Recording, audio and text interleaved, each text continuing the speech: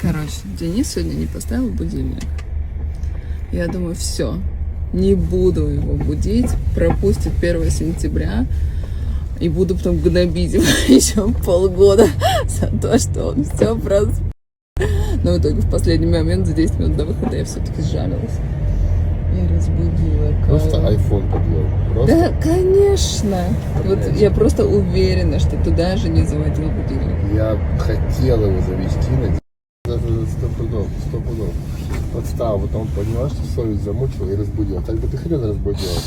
Каль, ну я вообще хотела тебя гнобить полгода. Ничего. Это был абонемент на гнобление. Он был практически у меня в